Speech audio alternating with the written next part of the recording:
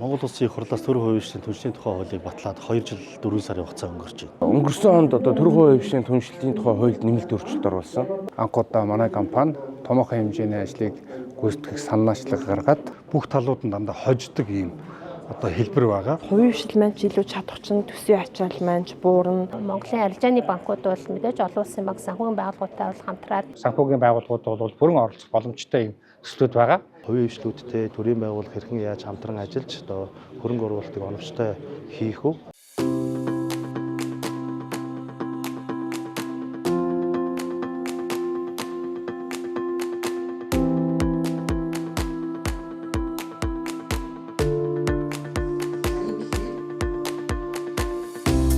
Монгол Улсын их хурлаас төрийн хувийн хвшлийн түншлэлийн тухай хуулийг батлаад 2 жил 4 сарын хугацаа өнгөрч байна. Өнгөрсөн онд төрийн хувийн хвшлийн түншлэлийн тухай хуульд нэмэлт өөрчлөлт оруулсан. Төслийн судалгааны шат бол нэлээд урт, дээр нь бас процесс нэлээд удаан. Процессыг хяндаг энэ түншлэлийн төслийн оролцогч нарын давхцал нэлээд байсан. Энэний хүрээнд бол бас хувийн хвшлийн ажлыг хурдсахыг, төрийн ажлыг хурдсахыг чанартай болгоё гэдэг үндсэн дээр бол бас хуулийнхаа процессыг нэлээд хэлбэрчилсэн байна. Одоогоор төрийн хувийн хвшлийн түншлэл эдийн засгийн хөгжлийн яамн дээр дэд үтсийн чиглэлийн төслүүд судлагдаад явж байна. Эхний төслөө сонгон шалгаруулсан засгийн газартай гэрээ байгуулах шатанд явж байна. За өмнө бол концессийн тухай хууль гэж хууль байсан. За энэ хуулийн бас алдаа, дутагдлыг засаад энэ хуулийг хүчингүй тооцоод шинэ хуулийг баталсан. За ингээд төрийн хувийн хвшлийн түншлэлийн тухай хуулийг улсын хэмжээнд мэргэжил, арга зүйн, бодлогын хувьд хариуцж ажилладаг яам нь бол эдийн засгийн хөгжлийн яам байна. За энэ эдийн засгийн хөгжлийн яам төрийн хувийн хвшлийн түншлэлийн газар гэж бий. За мөн эдийн засгийн хөгжлийн яамны харьяанд төрийн хувийн хвшлийн түншлэлийн төвгээ төрийн аж ахуйн тооцоотой үйлдвэрийн газар байдаг. За эдгээр манай яам төвөөсөө хамтраад жил болгон форумыг зохион байгуулдаг. За энэ жилийн форумыг бол бид нар Азийн хөгжлийн банк, за Америкийн худалдааны яамны харьяа арилжааны эрх зүйн хөгжлийн хөтөлбөртэй хамтраад за энэ 7 хоног бол түншлэлийн 7 хоног гэж зохион байгууллаа. За өнөөдөр бид нар 7 хоногийнхаа ажлыг дүгнээд за гадаад дотоодын хөрөнгө оруулагч нар, банк санхүүгийн байгууллагын төлөөлөл, Монголын үндэсний худалдаа аж үйлдвэрийн танхимаас хувийн хвшлийн компани төлөөллүүдийг оролцуулсан 200 орчим оролцогчтой форумаа хийж байна. За энэ форумаар ярьж байгаа гол асуудал бол өнөөдөр төр хувийн хвшлийн түншлэлийн эрх зүйн орчин бол энэ хангалттай бүрдчихлээ. За аймаг нийслэлд түншлэлийн төслүүдийг хэрэгжүүлэх хууль эрх зүйн боломж бас нээгдчихлээ. За энэ төслүүдийг өнөөдөр эдийн засгийн нөхцөл байдал ямар байгаа вэ? Бүх төслүүдийг улсын төсвийн хөрөнгө оруулалтаар хэрэгжүүлэх боломж байхгүй. Тийм учраас энэ үед бол энэ үүсэт байгаа орон зайг бол төр хувийн хвшлийн түншлэлээр нөхөх зайлшгүй шаардлага уран гарч байгаа. Тийм учраас бид нар өнөөдөр хөгжлийн бодлогын баримтчгүүдэд туссан засгийн газрын үйл ажиллагааны хөтөлбөр, түүнийг хэрэгжүүлэх арга хэмжээний төлөвлөгөө болон улсын 5 жилийн үндсэн чиглэл, улсын хөрөнгө оруулалтын хөтөлбөр, улсын хөгжлийн жилийн төлөвлөгөөнд нэрээр нь заасан байгаа байхгүй юу? Тэгээд төслүүдийг төр хувийн хвшлийн түншлэлээр хэрэгжүүлнэ гэдэг. Тэгэхээр энэ төслүүдийг өнөөдөр бид нар оролцогчдоо бүгдэнд нь танилцуулж байгаа. За төр хувийн хвшлийн түншлэлийн хууль шинжлэгдэж батлагдсанаас хойш анхудаа манай компани томоохон хэмжээний ажлыг гүйцэтгэх санаачлаг гаргаад мөрөн улаастай чиглэлийн 261.5 км автозамыг төрийн хувийн хвшлийн түншлэлээр хэрэгжүүлэхээр төлөвлөж байна. За төрийн хувийн хвшлийн түншлэлээр төсөл хэрэгжүүлсэний давуу тал бол нэгдүгürt бол төртөө хамтарснаар бол бас тодорхой хэмжээний санхүүгийн дэмжлэг авна. За манай төслийн хувьд бол төслийг 3 жилийн хугацаанд барьж дуусгаад төсөл замд зарцуулсан хөрөнгөө 10 жилийн хугацаанд улсаас цуглаж авах ийм саналтай байгаа.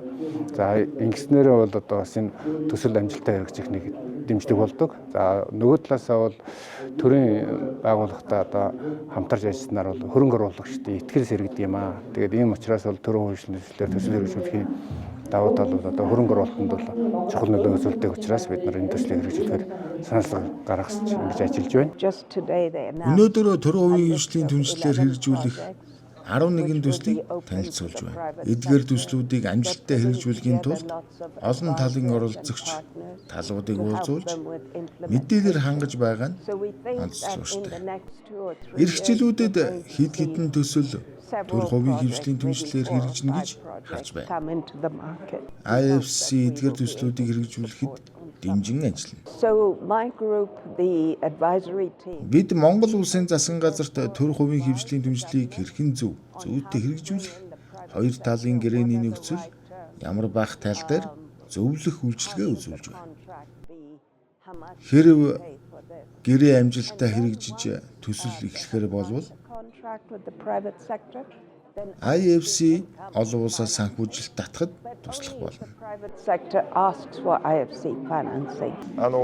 モンゴルでのその PPP というのは非常に大きなポテンシャルがあって、 Монгол улсад төр хувийн хөвшлийн түншлэлээр хэрэгжүүлэх төслийн хэрэгцээ шаардлага өндөр байгаа гэж харж байна. 事業に結びつけていくためには、かつそのリスクを低減するためにはですね、それを Үүний тулд JICA-гийн зүгээс төслүүдийг хэрэгжүүлэх шатнд байгаа боловсон хүчиг чадваржуулах, 政府関係機関のですね、 шат бүрд нь төсөвт үзүүлэх эрсдлийг тодорхойлох, ちょっと繰り返しになりますけど、JICA は үнэлэх чиглэлд хамтран ажиллаж байна. モンゴル政府関係者の人材育成に対して協力を行っていくということですね。Мөн JICA-гийн зүгээс шинэ нисэх онгоцны буудлын төсөл дээр цаашид хамтран ажиллахаар судалж байна. PPP に関心を持っている分野もありますので、こういったものにも貢献できるようなですね、取り組みを今後とも進めていければというふうに考えています。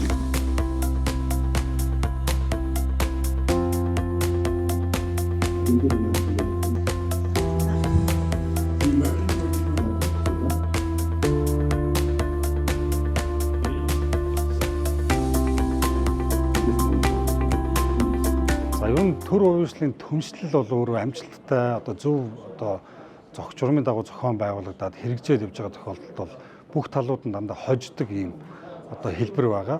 За төрийн талаас ч тэр одоо улсын төсвийн хувьд бол хэмнэлттэй байдаг. За одоо иргэд ард түмний хувьд бол мөн одоо төрөөс авах үйлчлэгийг бол хүртээмжтэйгээр авах болцоо үүсдэг.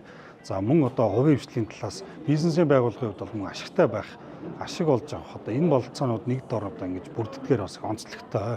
Худалдаа ажилтны танхимын хувьд за хувийн хвшлийн төлөөллийн төв байгууллагын зүгээс за энэ одоо хувийн хвшлийн түншлэгч талуудад одоо санхүү эдийн засгийн болонтой эрх зүйн орчны за мөн практик одоо асуудлаар бол анхан шатны суур одоо энэ мэдлэг мэдээлэл судалгааг бас одоо өгж ажиллах юм хэрэгцээ шаардлагатай байна гэдгийг өнөөдрийн одоо форумоос олж харлаа. За өнөөдрийн форумын гол ач холбогдол бол одоо энэ төслүүд хэрэгжихтэй төслүүдийг сонгон шалгаруулах энэ үйл явц процесс одоо зөвхөн хууль эрх зүйн орчноос гадна практик дээр ямар асуудал тулгамдж чинь уг асуудлыг ямар одоо байдлаар шийдвэрлэх зохилтой гэдгийг одоо харилцсан эрх холбооны зарчмаар хоорондоо уулзаж ярилцаж шийдлээ олох нь бол гол ач холбогдол нь бол орсч ийн гэж ингэж ойлгож байна. За өнөөдрийн одоо эдийн засгийн хөгжлийн яамнаас зохион байгуулж байгаа төрийн шин түншлийн форум бол маш чухал. Яагаад гэвэл манай өсөн нэмэгдэж байгаа хэрэгцээ маш өндөр болж байгаа жилээс жил. Тэгэхээр бид нар энэ өсөн нэмэгдэж байгаа хэрэгцээгээ ганцхан төсвийн их өсвөрөөр хангах бол боломжгүй.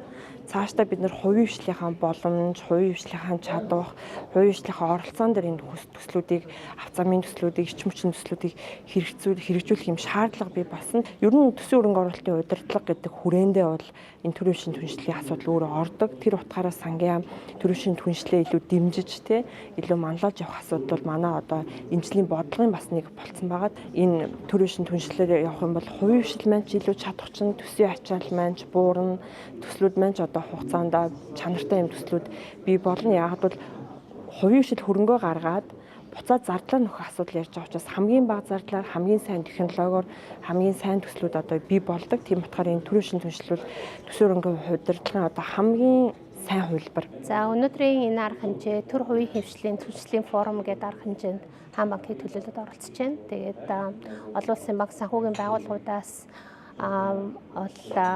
Монгол улсын эдийн засгийн хөгжихийн хэрээр дээрээс нь мэдээж дэд бүтцийн төслүүд, тэгэл одоо эрчим хүчний төслүүд, эмнэлэг, сургууль, зам ингээл маш олон төрлийн ийм төр хувийн хвшил оролцсон төслүүдийн шаардлагууд бол аюух гарч ирж байгаа. За тэрэн дээр хамгийн том асуудал бол мэдээж санхүүжилтийн асуудал байгаа. Олон улсын банк санхүүгийн байгууллагууд мэдээж энэ дээр иймэрхүү төслүүдийг хэрхэн санхүүжүүлдэг, тэдрүүдийн талаар өөрсдөө бас одоо танилцуулга хийж мэдээлэл хуваалцаж байна л да. Тэгээд Монголын арилжааны банкуд ч гэсэндээ энэхүү одоо төр хувийн хвшил хамтарсан иймэрхүү төслүүд дээр бол байнга оролцдог. За энэ дээр оролцохдоо хамгийн гол одоо банкч байна уу, дотоодын банкч байна уу, гадны одоо хөрөнгө оруулагч байна уу, бүгдээрэнд нь харж байгаа нэг өнцөг бол энэ тухайн прожект нь өөрөө ийм bankable project юм уу одоо тий одоо банк санхүүжүүлж болохоор хөрөнгө оруулалт санхүүжүүлж болох зүйл юм уу гэдэг л хамгийн чухал байдаг. Монголын арилжааны банкуд бол мэдээж олон улсын банк санхүүгийн байгууллагуудтай бол хамтраад энэ том прожектуудыг одоо хэрэгжүүлэх бол бүрэн болцоо бол байгаа гэж бол харж байгаа. За өнөөдөр би бол энэ форум дээр бол нийслэлдээ хэрэгжүүлж байгаа 16 мега төслийг бол товчхон танилцууллаа. За 16 мега төсөл дотор бол та бүхний мэдж байгаа автозамын төсөл байна, агаарын бохирдлыг бууруулахтай холбоотой төслүүд байна, дэд бүтцийн төслүүд байна, орон сууцчлуулах төслүүд байна. 16 мега төслүүд бол үндсэндээ 50 гаруй хувь нь бол төр хувийн 50 орчим хувь нь бол төр хувийн төвчээр хэрэгжүүлэх боломжтой. Би сая одоо ингээд гүйцэтгэгчийн санхүүжилтөд орж ирэх боломжтой гэж хэлээд байгаа төслүүд бол төр хувийн төвчөд хамтраад хийе. Та хүн мөнгө олоод ороод ирээч гэсэн ийм тендерүүд байгаа юм. Тэгэхээр бол өнөөдөр бол энэ 16 төслөөс бол 10 төсөл нь бол цэвэр санхүүжилтөд тодорхой түвшинд бол шийдсэн. 6 төсөл нь бол одоо ингээд яг төр хувийн хөгжлийн түншлэлийг хэрэгжүүлэх хөрөнгө оруулагчаа хүлээж байна гэсэн үг. Тэгэхээр эдгээр одоо сонгож шалгуулалт зарсан төслүүд дээр манай хөрөнгө оруулагч, аж ахуйн нэгжүүд болон хөрөнгө оруулагч банк санхүүгийн байгууллагууд бол бүрэн оролцох боломжтой юм төслүүд байгаа. Тэгээд өнгөрсөн жилээс энэ төрийн хөгжлийн түншлэлийн тухай хуулинд бас шинжлэгдэж батлагдсанаас болж орон нутаг аймаг орон нутагт бас маш олон давуу талууд гарсан байгаа. Тэгэхээр энэ хүрээнд Булган аймаг бас ингээд энэ 2026 оны 5 сарын 14-15-нд аймаг орон нутагтаа бас төрийн хөгжлийн түншлэлийн форумыг бас зохион байгуулахаар ингээд бэлтгэл ажиллаа хангаад ингээд өнөөдөр бас энэ ажлын хүрээнд эдийн засгийн хөгжлийн яамны хараа төр хувийн хөгжлийн түнслийн төвтэйгээ бас ингээд санамж бичиг байгуулж байгаа. Энэ юун дээр бол бид хүмүүс бас мэдээж одоо яг энэ хувийн хвшлүүдтэй төрийн байгууллага хэрхэн яаж хамтран ажиллаж одоо хөрөнгө оруулалтыг оновчтой хийх үү? Цаашлаад бас өдөө орон нутгад бас ажлын байруудыг хэрхэн нэмэгдүүлэх үү гэдэг одоо зорилготой юм одоо ажлууд эхлээд явж байгаа. За тэгээд энэ чиглэлээр бас сургалт, семинарууд орох, зөвлөх хүчлээ үзүүлэх гэдэг энэ ажлууд бас хийгдээд явна. So I've been asked by the Commercial Law Development Program, which is a department within Америк нэгдсэн улсын худалдааны яамны арилжааны эрх зүйн хөгжлийн хөтөлбөрөөс намайг гарын авлага боловсруулж өгөөч гэж хүссэн. Энэ бол төр хувийн хвшлийн түнслийн үйл явц, үе шатыг дэлгэрэнгүй тайлбарсан үйл явцыг хэлбэршүүлэх гарын авлага юм. Монгол улсын хувьд төр хувийн хвшлийн ойлголт шинэ бөгөөд хамтын ажиллагаа хурдтай хөгжиж байна. Монгол улсын засгийн газар төр хувийн хвшлийг хөгжүүлэхэд хичээл зүтгэл гарган ажиллаж байна.